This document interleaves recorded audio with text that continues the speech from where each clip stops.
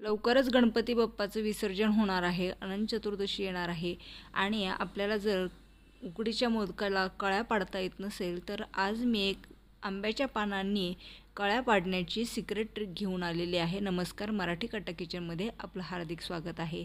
तर याच्यासाठी सुरुवातीला आपण हे खोबरं खवून घेतलेलं आहे.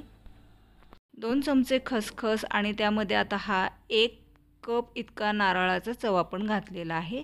त्यामध्ये अर्धा कप इतका आपण गूळ घातलेला आहे आणि हे गूळ विरघळेपर्यंत आपण सारण तयार करून घेतलेलं आहे. सारण थंड व्हायला ठेवायचं आहे.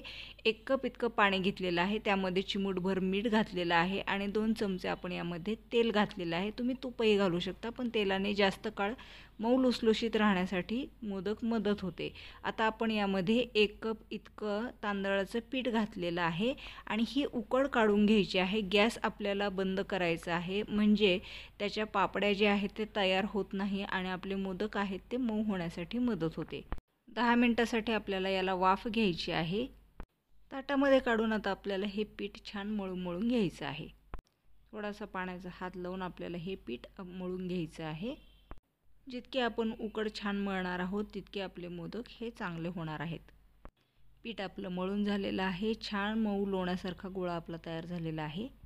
याला आता आपल्याला एका कंटेनरमध्ये झाकून ठेवायचं आहे, म्हणजे हे पीठ जे आहे त्याला हवा लागणार नाही आणि याला झाकणी घालायची आहे.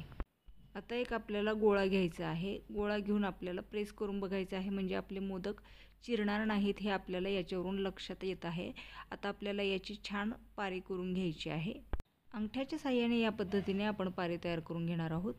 पारी तयार झालेली आहे. आता आपण आंब्याचं कमी रुंदीचं पान घेतलेलं आहे. तुम्ही नारळाचं पान देखील वापरू शकता किंवा कुठलंही लांबडं पान वापरू शकता आणि त्याच्या मधल्या शिरेचा आपल्याला वापर करायचा आहे आणि या पद्धतीने आपल्याला त्याची कळी पाडून घ्यायची आहे. या पद्धतीने अगदी पटापट तुम्ही कळ्या पाडायचं काम करू शकता. मोदक अगदी झटपट आपला तयार होतो. या पद्धतीने अगदी नवशिके देखील परफेक्ट कळीदार मोदक तयार करू शकतात. सर्व मोदकांना कळ्या तयार झालेल्या आहेत. आता मधल्या बाजूला आपल्याला हे सारण भरून घ्यायचं आहे. मोदक गोल फिरवत आपल्याला सील करून घ्यायचं आहे. एक्स्ट्राचं जे पीठ आहे ते आपल्याला काढून घ्यायचं आहे.